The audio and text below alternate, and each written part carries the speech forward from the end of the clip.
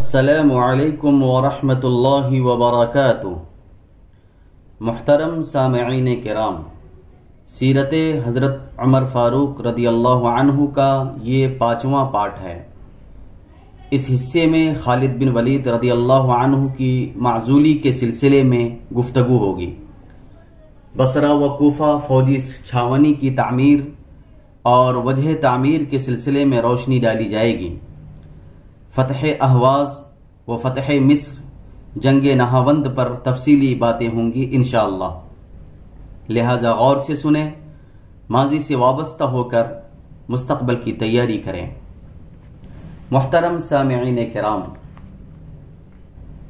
خالد بن ولید رضی اللہ عنہ کی معزولی کے سلسلے میں سماعت فرمائیں۔ عام طور پر لوگ کہتے ہیں کہ فاروق اعظم رضی اللہ عنہ نے تخت خلافت پر بیٹھتے ہی خالد بن ولید رضی اللہ عنہ کو معزول کر دیا تھا، لیکن اس بات کے سمجھنے میں لوگوں سے بہت غلطی ہوئی ہے۔ فاروق اعظم رضی اللہ عنہ نے شروع عہد خلافت میں خالد بن ولید کو حقیقی طور پر معزول نہیں کیا تھا، بلکہ ان کا درجہ کسی قدر کم کیا تھا۔ پہلے خالد بن ولید رضی اللہ عنہ سپہ سالار اعظم تھے، فاروق اعظم نے ان کو نائب سپہ سالار اعظم بنا دیا تھا۔ اس ایک درجے کے ٹوٹنے سے ان کی ذمہ داریوں میں کوئی نمایاں فرق نہ آیا تھا، صرف اس بات کی روک تھام ہو گئی تھی کہ وہ آزادانہ طور پر مسلمانوں کی جمعیت کو کسی خطرے کے مقام میں نہیں لے جا سکتے تھے۔ حضرت ابو عبیدہ بن جراح رضی اللہ عنہ کی رضامندی اور اجازت ان کو حاصل کرنا پڑتی تھی۔ خالد بن ولید کی معزولی کا اصل واقعہ سن 17 ہجری کے آخری مہینوں میں ہوا، اور اس کی تفصیل اس طرح ہے کہ فاروق اعظم ہر سردار فوج، ہر عامل، ہر حصہ فوج اور ہر شہر کے عامل سے باخبر رہتے تھے۔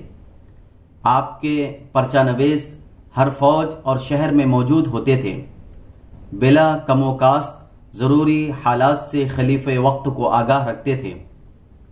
حالانکہ ہر ایک عامل اور ہر ایک سردار فوج خود بھی اپنے حالات کی اطلاع دربار خلافت میں بھیجتا رہتا تھا۔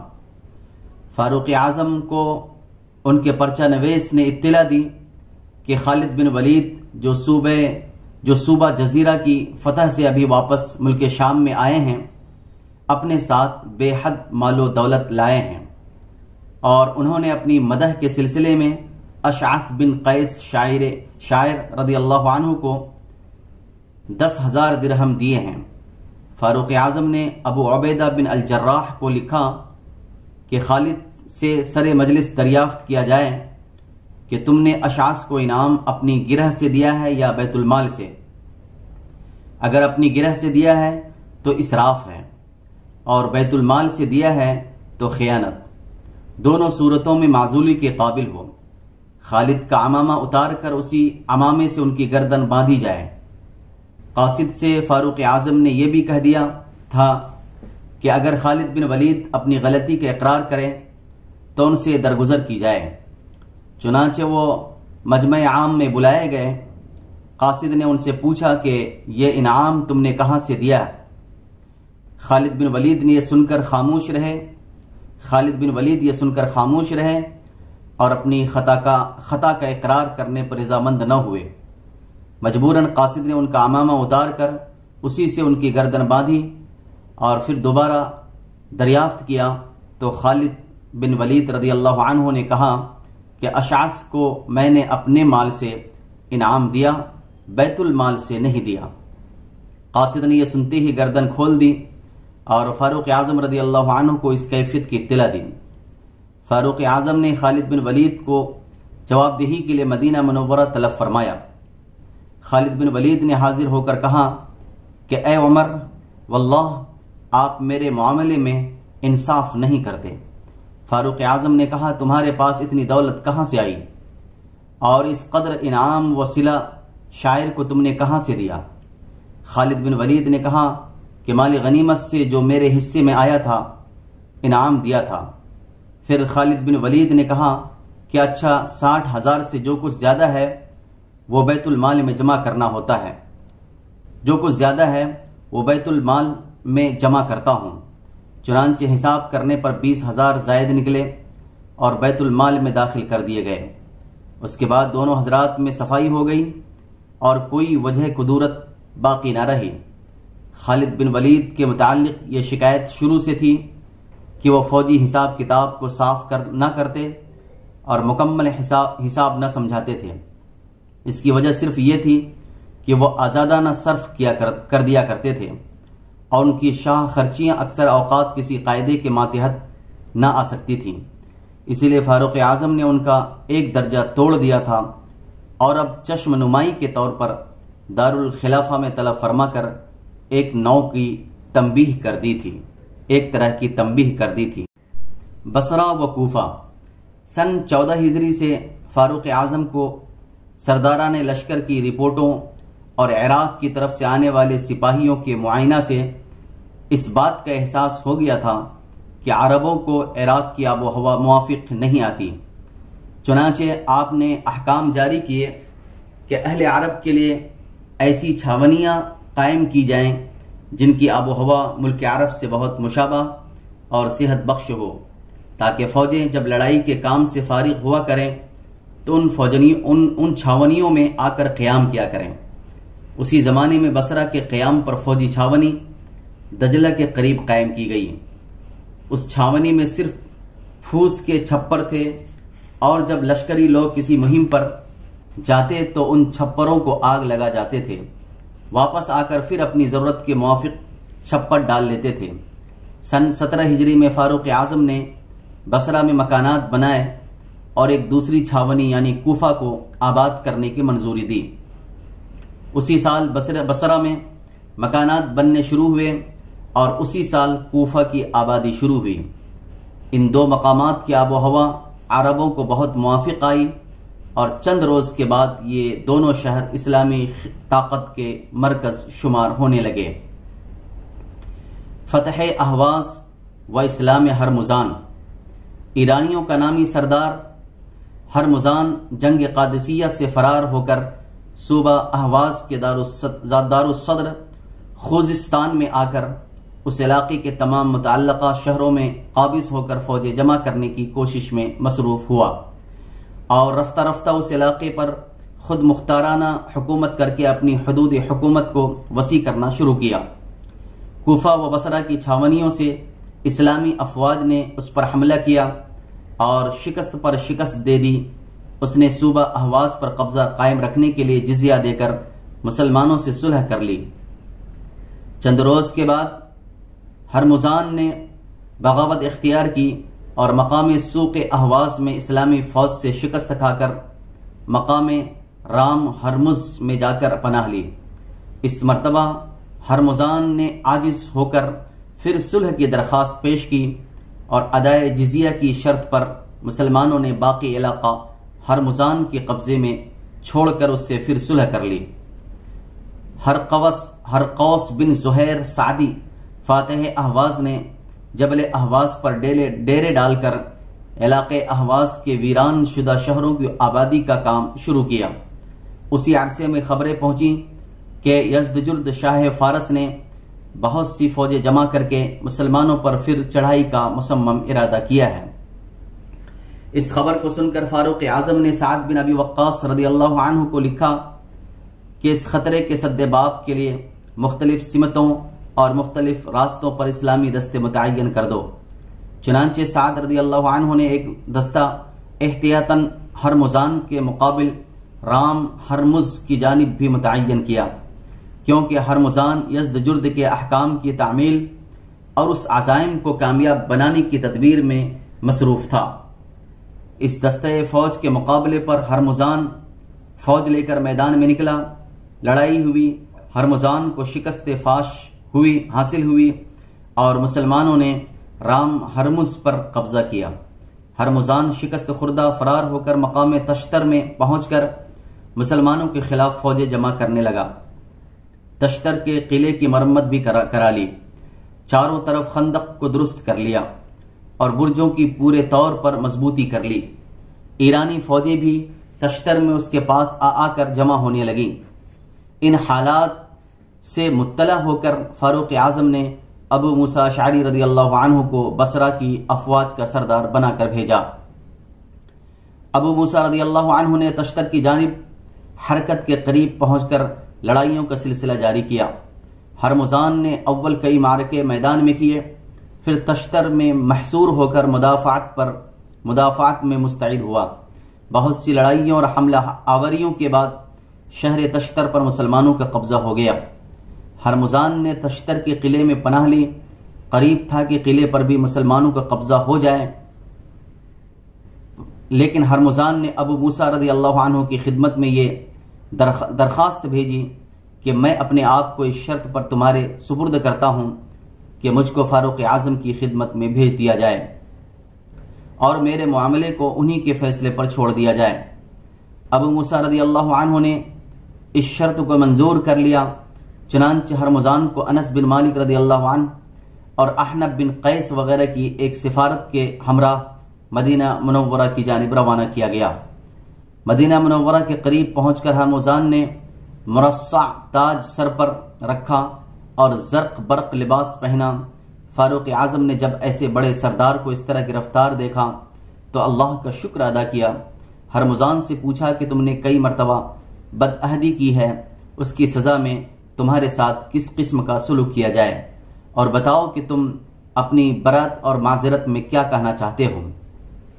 معزز سامعین کرام، ہرمزان نے کہا کہ مجھے خوف ہے کہ کہیں تم میری طرف سے معذرت سنے بغیر ہی مجھ کو قتل نہ کر دو۔ فاروق اعظم نے فرمایا کہ نہیں، تم خوف نہ کرو، تمہاری معذرت ضرور سنی جائے گی۔ پھر ہرمزان نے پانی مانگا، پانی آیا تو ہرمزان نے پیالہ ہاتھ میں لے کر کہا کہ مجھے خوف معلوم ہوتا ہے کہ کہیں تم مجھ کو پانی پینے کی حالت میں قتل نہ کر دو۔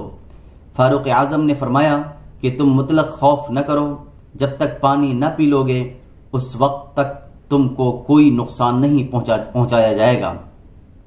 ہرمزان نے یہ سنتے ہی پیالہ ہاتھ سے رکھ دیا اور کہا کہ میں پانی نہیں پیتا، اور اس شرط کے موافق اب تم مجھ کو قتل نہیں کر سکتے کیونکہ تم نے مجھ کو امان دے دی ہے۔ عمر رضی اللہ عنہ کا حسن سلوک۔ فاروق اعظم نے یہ سن کر فرمایا کہ تو جھوٹ بولتا ہے، ہم نے تجھ کو امان نہیں دی۔ انس بن مالک رضی اللہ عنہ فوراً بول اٹھے کہ امیر المؤمنین، ہرمزان سچ کہتا ہے، آپ نے ابھی فرمایا ہے کہ جب تک پورا حال نہ کہہ لوگے اور پانی نہ پی لوگے کسی خطرے میں نہ ڈالے جاؤ گے۔ فاروق اعظم سن کر حیران رہ گئے اور ہرمزان سے مخاطب ہو کر بولے کہ تم نے مجھے دھوکہ دیا ہے، مگر میں تم کو کوئی دھوکہ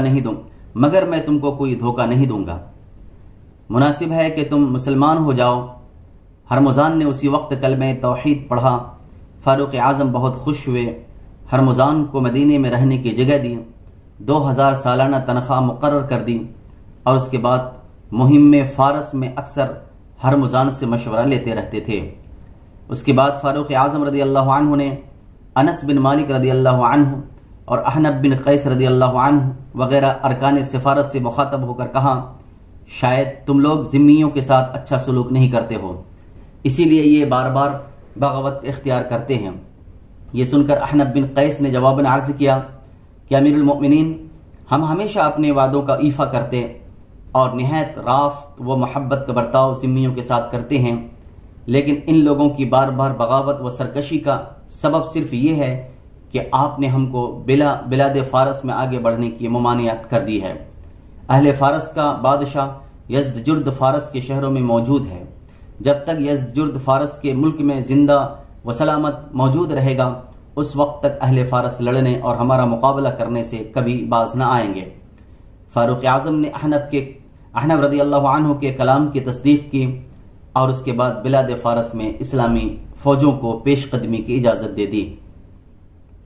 فتح مصر۔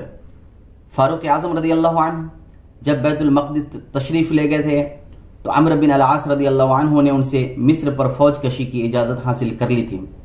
چنانچہ فاروق اعظم نے زبیر بن العوام رضی اللہ عنہ کو عمرو بن العاص رضی اللہ عنہ کی کومکی پر مقرر فرمایا تھا۔ عمرو بن العاص 4000 اسلامی لشکر لے کر مصر کی جانب بڑھے۔ مصر کے بادشاہ مقوقس کے پاس فاروق اعظم کی ہدایت کے موافق عمرو رضی اللہ عنہ نے 3 شرطیں یعنی اسلام، جزیہ اور جنگ لکھ کر بھیجیں۔ تب مصر میں رومی سردار ارطبون بھی مع اپنی تمام فوج کے مقیم تھا۔ سب سے پہلے ارطبون اپنی فوج لے کر آگے بڑھا اور سخت معرکے کے بعد شکست کھا کر بھاگا۔ مسلمانوں نے آگے بڑھ کر مقام عین شمس کا محاصرہ کر لیا اور یہیں سے مصر کی فوجی چھاونی حصار فرما اور اسکندریہ کے محاصرے کے لیے 2 دستے روانہ کیے۔ تینوں جگہ چند روز تک لڑائی اور محاصرہ کا سلسلہ جاری رہا۔ بالآخر عین شمس والوں نے جزیہ دے کر صلح کر لی۔ صلح کے بعد عمرو بن العاص رضی اللہ عنہ نے ان قیدیوں کو واپس دینے سے انکار کیا جن کو بحالت جنگ اس سے پہلے گرفتار کر چکے تھے۔ یہ معاملہ فاروق اعظم کی خدمت میں پیش ہوا تو آپ نے عمرو بن العاص رضی اللہ عنہ کو لکھا کہ مصریوں کے تمام قیدیوں کو واپس کر دو۔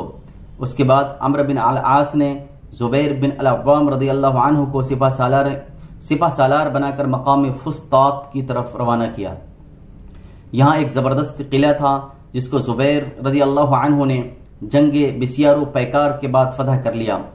پھر عمرو بن العاص رضی اللہ عنہ نے اسکندریہ پر حملہ کیا۔ 3 مہینے کے محاصرے کے بعد اسکندریہ مفتوح ہوا اور مقوقس شاہ مصر نے جو اسکندریہ میں مقیم تھا اس شرط پر صلح کی کہ جو شخص اسکندریہ سے جانا چاہے اس کو جانے دیا جائے اور جو اسکندریہ میں رہے اس کو رہنے دیا جائے۔ فتح اسکندریہ کے بعد عمرو بن العاص رضی اللہ عنہ نے اپنے تمام فوجی سرداروں اور لشکریوں کو اسکندریہ میں ٹھہرا کر بلاد و اطراف مصر کی طرف قبضہ و دخل اور انتظام قائم کرنے کے لیے تعینات کیا اور مصر سے فارغ ہو کر طوبہ کی جانب توجہ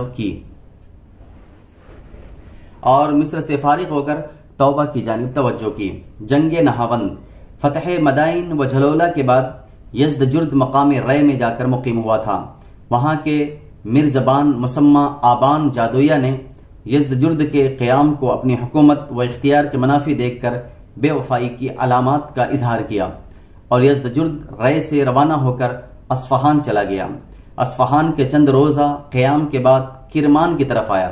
وہاں سے پھر واپس اصفہان میں جب مسلمانوں نے صوبہ اہواز پر تصرف کیا تو یزدجرد مشرقی ایران یعنی خراسان کے شہر مرو میں آ کر مقیم ہوا۔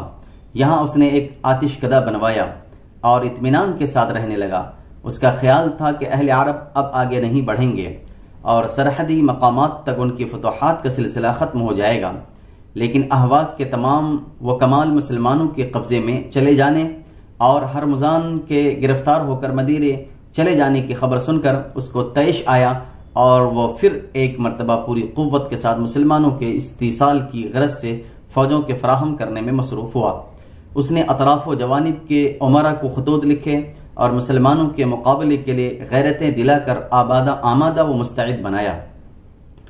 چنانچہ یزدجرد کی ان کوششوں کے نتیجے میں یکایک تبرستان، جرجان، خراسان، اصفہان، ہمدان، سندھ وغیرہ ملکوں اور صوبوں میں مسلمانوں کے خلاف سخت جوش اور مستعدی پیدا ہوئی اور جوق در جوق لشکری لوگ یزدجرد کی خدمت میں آ کر جمع ہونے لگے۔ یزدجرد نے فیروز اور بقول دیگر مروان شاہ کو سپہ سالار بنا کر 1.5 لاکھ لشکر جرار کے ساتھ نہاوند کی طرف روانہ کیا۔ یہاں یہ 1.5 لاکھ کا لشکر جمع ہو رہا تھا۔ وہاں مدینہ منورہ میں فاروق اعظم بلاد ایران میں پیش قدمی کی اجازت مسلمانوں کو دے چکے تھے۔ انہی ایام میں مدینہ کے اندر خبر پہنچی کہ نہاوند میں ایرانیوں کا 1.5 لاکھ کا لشکر جمع ہو گیا ہے۔ فاروق اعظم نے اس لشکر کے مقابلے کے لیے خود جانے کا ارادہ کیا، لیکن حضرت علی و حضرت عثمان غنی اور حضرت طلحہ رضی اللہ عنہم اجمعین نے فاروق اعظم کے جانے کو مناسب نہ سمجھ کر اس رائے سے اختلاف کیا۔ فاروق اعظم نے ان بزرگوں کی رائے کو منظور کر کے کوفہ کی افواج کا سپہ سالار نعمان بن مقرن رضی اللہ عنہ کو مقرر کر کے حکم دیا کہ کوفہ کے قریب کسی چشمہ پر جا کر قیام کرو۔ ان ایام میں سعد بن ابی وقاص کو فاروق اعظم نے مدینہ منورہ میں اپنے پاس بلوایا تھا وہ فاروق اعظم کی خدمت میں حاضر تھے، ان سے دریافت کیا گیا کہ تم کوفہ میں کس کو اپنا قائم مقام بنا کر آئے ہو؟ انہوں نے عرض کیا کہ عبداللہ بن عتبان کو۔ فاروق اعظم نے عبداللہ بن عثمان کو لکھ کر بھیجا کہ کوفہ کے افواج کو نعمان بن مقرن کے ساتھ روانہ کر دو اور فلاں چشمے پر نعمان بن مقرن کے پاس بھیج دو۔ انہوں نے اس حکم کی تعمیل کی۔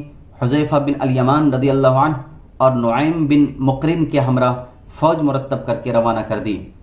ساتھ ہی اہواز کی مقیم افواج کو لکھ بھیجا کہ فارس و اصفہان کی ناکہ بندی کر دو تاکہ اہل نہاوند کو ایرانی امداد نہ پہنچا سکیں۔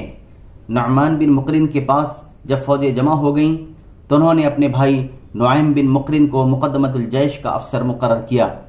میمنہ حذیفہ بن الیمان کو دیا، میسرہ سوید بن مقرن کے سپرد کیا۔ پیادہ فوج پر قعقاع رضی اللہ عنہ کو اور ساقہ پر مجاشع بن مسعود کو متعین و مامور کیا۔ اس تمام اسلامی لشکر کی تعداد 30,000 تھی۔ کوفہ سے روانہ ہو کر یہ لشکر نہاوند کی طرف برابر بڑھتا چلا گیا اور وہاں سے 9 میل کے فاصلے پر قیام کیا۔ ادھر سے ایرانی لشکر بھی جس کی تعداد 1.5 لاکھ تھی میدان میں نکل آیا۔ چہارشنبہ کے روز لڑائی شروع ہو کر جمعرات تک جاری رہی اور فتح و شکست کا کوئی فیصلہ نہ ہو سکا۔ جمعے کے روز سے ایرانی پھر شہر اور شہر پناہ کے اندر چلے گئے۔ انہوں نے شہر کے باہر لوہے کے گوکھرو بچھا رکھے تھے جن کی وجہ سے اسلامی لشکر شہر کی فصیل کے قریب بھی نہیں جا سکتا تھا، اور ایرانی جب چاہتے دروازوں سے نکل کر مسلمانوں پر حملہ آور ہوتے۔ یہ رنگ دیکھ کر نعمان نے سرداران لشکر کو اپنے خیمے میں بغرض مشورہ طلب کیا اور ہر ایک سے لڑائی کے متعلق رائے لی گئی۔ طلحہ بن خالد رضی اللہ عنہ کی رائے سب کو پسند آئی اور اسی کے موافق اسلامی فوج مرتب و مسلح ہو کر 6-7 میل شہر سے پیچھے ہٹ کر مقیم ہوئی، اور قعقاع رضی اللہ عنہ تھوڑی سی فوج لے کر شہر والوں پر حملہ آور ہوئے۔ ایرانی اس تھوڑی سی فوج کو حملہ آور دیکھ کر بڑے جوش و خروش کے ساتھ مقابلے کو نکلے۔ قعقاع رضی اللہ عنہ نے ایرانیوں کا مقابلہ کرتے ہوئے آہستہ آہستہ پیچھے ہٹنا شروع کیا۔ ایرانی فتح کی خوشی میں ان کی جمعیت کو دباتے ہوئے آگے بڑھتے چلے آئے، یہاں تک کہ اپنی خندقوں وغیرہ سے بہت فاصلے پر آ کر اسلامی تازہ دم فوج کی زد پر آ گئے۔ نعمان بن مقرن رضی اللہ عنہ اور ان کے ساتھ تمام اسلامی لشکر نے نعرہ تکبیر کے ساتھ یکایک حملہ کیا تو ایرانی لشکر نہایت بے سر و سامانی کے ساتھ بھاگا۔ مسلمانوں نے ان کو بے دریغ قتل کرنا شروع کیا۔ عین معرکہ قتال کی شدت کے عالم میں نعمان بن مقرن رضی اللہ عنہ زخمی ہو کر گھوڑے سے گرے۔ ان کے بھائی نعیم بن مقرن نے فوراً اپنے بھائی کے کپڑے پہن کر علم ہاتھوں میں لے لیا، اور لشکر والوں کو آخر تک اپنے سپہ سالار کے شہید ہونے کا حال معلوم نہ ہوا۔ ایرانی لشکر جو میدان سے سراسیمہ ہو کر بھاگا تو ان گوکھرووں سے جو مسلمانوں کے لیے بچھائے ہوئے تھے اپنے آپ کو نہ بچا سکا، اور خود ان گوکھروں میں مبتلا ہو کر ہزاروں ایرانی ہلاک ہوئے۔ ایرانی سردار نہاوند سے بھاگے اور تمام بھگوڑے ہمدان میں آ کر جمع ہوئے۔ نعیم و قعقاع رضی اللہ عنہما نے ان فراریوں کا پاشنا کوپ پہنچ کر ہمدان کا محاصرہ کر لیا اور بآسانی ہمدان پر اسلامی قبضہ ہو گیا۔ نعمان رضی اللہ عنہ کی شہادت کے بعد حذیفہ بن یمان رضی اللہ عنہ لشکر اسلام کے سپہ سالار مقرر ہوئے تھے۔ انہوں نے نہاوند پہنچ کر مال غنیمت جمع کیا، یہاں کے آتش کدے کو بجھایا۔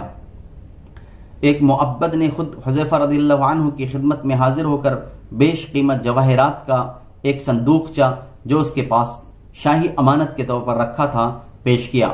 حذیفہ رضی اللہ عنہ نے مال غنیمت لشکر میں تقسیم کیا اور خمس کے ساتھ وہ جواہرات کا صندوقچہ بھی فاروق اعظم کی خدمت میں سائب بن الاقرع کے ہاتھ روانہ کیا۔ فاروق اعظم رضی اللہ عنہ کو چند روز سے کوئی خبر جنگ کی نہیں پہنچی تھی۔ وہ بہت پریشان تھے کہ سائب بن الاقرع خمس مع جواہرات اور فتح کی خوشخبری لے کر پہنچے۔ فاروق اعظم بہت خوش ہوئے، جواہرات کو بیت المال میں داخل کرا کر سائب رضی اللہ عنہ کو واپس جانے کا حکم دیا۔ سائب رضی اللہ عنہ ان کو پھر مدینے کی طرف لوٹا کر لے گئے۔ فاروق اعظم نے فرمایا، میں نے خواب میں دیکھا ہے کہ فرشتے ان جواہرات کو رکھ لینے پر مجھے عذاب کی دھمکی دیتے ہیں، لہذا میں ان کو بیت المال میں ہرگز نہ رکھوں گا، تم ان جواہرات کو لے جاؤ اور فروخت کر کے ان کی قیمت لشکر اسلام پر تقسیم کر دو۔ صاحب رضی اللہ عنہ نے کوفہ میں ان جواہرات کو عمرو بن حریث مخزومی کے ہاتھ 2 لاکھ درہم پر فروخت کیا اور وہ 2 لاکھ درہم مسلمانوں میں تقسیم کر دیے۔ عمرو بن حریث نے ان جواہرات کو فارس میں لے جا کر 4 لاکھ درہم میں فروخت کر دیا۔ فاروق اعظم کا قاتل ابو لولو نہاوند کا باشندہ تھا اور اسی لڑائی میں گرفتار کیا گیا تھا۔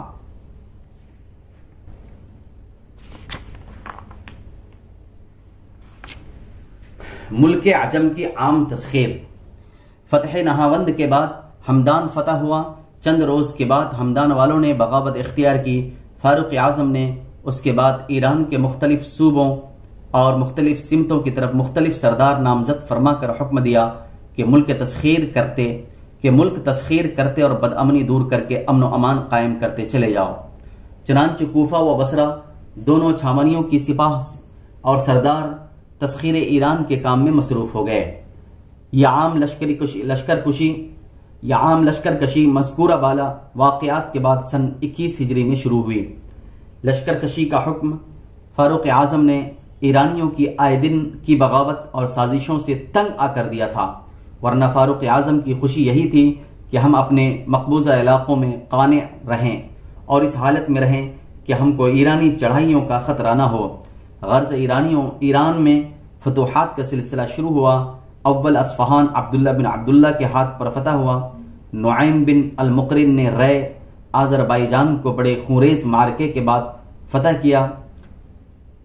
نعیم بن مقرن کے بھائی سوید بن مقرن نے قومس کو فتح کر لیا۔ رستم مذکور مقتول کا بھائی اسفندیار عقبہ رضی اللہ عنہ کے مقابلے میں گرفتار ہوا اور پھر جزیہ ادا کرنے کی شرط پر رہا ہوا۔ سوید بن المقرن نے قومس کے بعد جرجان کو فتح کر لیا۔ اس کے بعد کل صوبہ طبرستان مسلمانوں کے قبضے میں آ گیا۔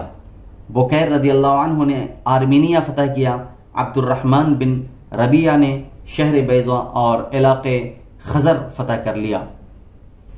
عاصم بن عمر رضی اللہ عنہما نے 23 ہجری میں ملک سیستان اور سہیل بن عدی نے کرمان فتح کیا اور حکم بن العمر التغلبی نے مکران یعنی بلوچستان کا ملک فتح کیا، اور جنگ عظیم کے بعد اس ملک کے راجہ راسل نے جو ایرانیوں کا طرفدار و باج گزار تھا شکست کھائی۔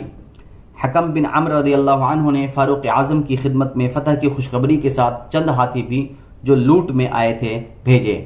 سحار عبدی رضی اللہ عنہ حکم رضی اللہ عنہ کی طرف سے یہ خوشخبری اور ہاتھی لے کر مدینے گئے تھے۔ سحار عبدی سے فاروق اعظم نے اس نواح کے حالات معلوم کرنے کے بعد حکم بن عمر کو لکھا کہ بس جہاں تک پہنچ گئے ہو یہیں رک جاؤ، اب آگے نہ بڑھو۔ اوپر بیان ہو چکا ہے کہ یزدجرد دار الصدر خراسان یعنی مرو میں مقیم تھا۔ فاروق اعظم نے خراسان کی فتح کا علم احنف بن قیس کو دیا، جس نے اول ہرات کو فتح کیا۔ اس کے بعد وہ مرو یعنی شاہ جہان کی طرف بڑھے۔ یزدجرد یہی مقیم تھا۔ وہ مرو شاہ جہان سے مرو رود چلا گیا اور خاقان چین نیز دوسرے سلاطین کو امداد کے لیے خطوط لکھے۔ احنف بن قیس مرو شاہ جہان پر قبضہ کرتے ہوئے مرو رود کی طرف بڑھے۔ یزدجرد یہاں سے بھی بھاگا اور بلخ میں جا کر دم لیا۔ خراسان میں چونکہ یزدجرد مقیم تھا اور یہاں سخت معرکہ پیش آنے کا احتمال تھا، اس لیے فاروق اعظم نے احنف بن قیس کی کمک کے لیے کئی فوجی دستے تجربہ کار اور بہادر سپہ سالاروں کی ماتحتی میں روانہ کیے تھے۔ یہ تازہ دم فوج جب احنف بن قیس کے پاس پہنچ گئی تو انہوں نے تمام لشکر کو ہمراہ لے کر بلخ پر حملہ کیا، مگر یزدجرد شکست کھا کر بھاگا اور دریائے جیجون سے اتر کر ترکستان کے علاقے میں چلا گیا۔ احنف بن قیس نے تمام خراسان پر قبضہ کر کے مرو رود کو صدر مقام قرار دیا۔ خراسان کی فتح کا حال جب فاروق اعظم کو معلوم ہوا تو احنف کی بہادری اور مردانہ کارناموں کی تعریف کی، لیکن فرمایا کہ کاش ہمارے اور خراسان کے درمیان آگ کا دریا حائل ہوتا۔ مدعا آپ کا یہ تھا کہ فتوحات کی وسعت کوئی اچھی بات نہیں۔ آپ نے احنف بن قیس کو لکھا کہ تم جہاں تک پہنچ چکے ہو اس سے آگے ہرگز نہ بڑھو۔ یزدجرد جب خاقان کے پاس فرغانہ میں پہنچا تو اس نے اس کی بڑی عزت کی اور زبردست فوج لے کر یزدجرد کے ہمراہ خراسان کی طرف روانہ ہوا۔ بلخ تک خاقان تو مروروود پر حملہ آور ہوا اور یزدجرد نے مرو شاہ جہان پر حملہ کیا۔ خاقان کو مروروود میں احنف بن قیس کے مقابلے میں ناکامی ہوئی اور اپنے بعض ناموروں کو قتل کرا کر وہاں سے فرغانہ کی طرف چل دیا۔ خاقان کو فرغانہ کی طرف راہی سن کر یزدجرد نے بھی مرو شاہ جہان سے محاصرہ اٹھایا اور ترکستان کی طرف چلا۔ یزدجرد کے امیروں اور سرداروں نے یہ دیکھ کر کہ یزدجرد کا اقبال یاور نہیں رہا، اس سے تمام زر و جواہر اور مال و اسباب جو وہ اپنے ہمراہ ترکستان کے لیے جاتا تھا، ترکستان کو لیے جاتا تھا، چھین لیا اور یزدجرد پیک بینی و دو گوش خاقان کے پاس فرغانہ میں پہنچا۔